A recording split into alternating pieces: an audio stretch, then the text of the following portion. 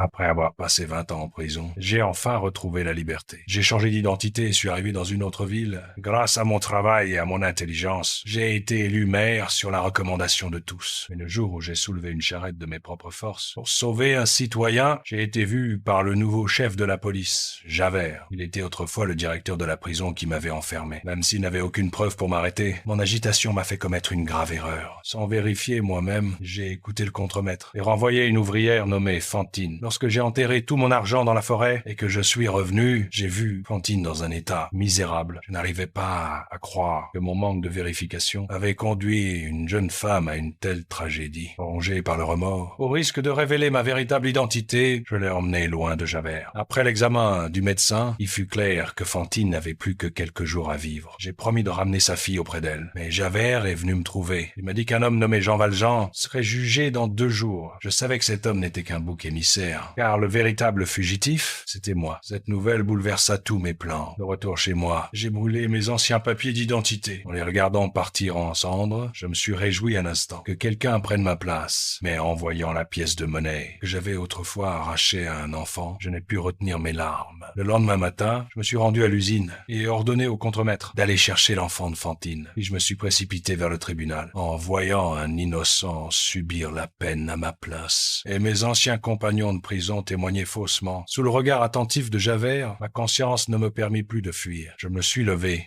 I am Jean Valjean. Assis dans la charrette qui me ramenait en prison, mon cœur retrouva enfin le calme. Mais en descendant, j'ai vu le contremaître sur place. You fetch the child. Un mauvais pressentiment m'a traversé l'esprit. Elle n'avait pas ramené Cosette. J'ai bousculé les policiers et me suis enfui. Je suis allé droit au chevet de Fantine. Comme je le craignais, l'enfant n'était pas là. Face à ces questions, je ne trouvais pas les mots. Javert arriva et révéla mon identité de criminel, ajoutant que je n'avais pas ramené sa fille. Fantine voulut répondre, mais son corps affaibli n'en eut plus la force. Elle mourut ainsi, pleine de regrets. Je pleurais de désespoir et jurai de retrouver Cosette et de la protéger jusqu'à ce qu'elle grandisse. Javert me fit de nouveau emprisonner. Lorsque tout le monde dormit, et je sortis de ma bouche une petite lime cachée et réussis à m'évader. Quand je trouvai Cosette au cœur de la nuit, elle portait des vêtements trop légers et allait puiser de l'eau pour les clients de l'auberge. I'll carry your buckets tonight. You show me the way. Je la suivis jusqu'à l'auberge. Le lendemain matin, je proposai aux Thénardier de racheter Cosette. Ils acceptèrent avec joie le prix de 1500 francs. Je payai sans hésiter. Mais après notre départ, le patron Cupide me rattrapa, me pointa une arme et exigea 3000 francs de plus. Cette fois, je ne cédai pas. Je lui arrachai le pistolet et l'obligeai à partir. Puis j'emmenai Cosette loin de cet endroit sombre pour ne plus jamais y revenir.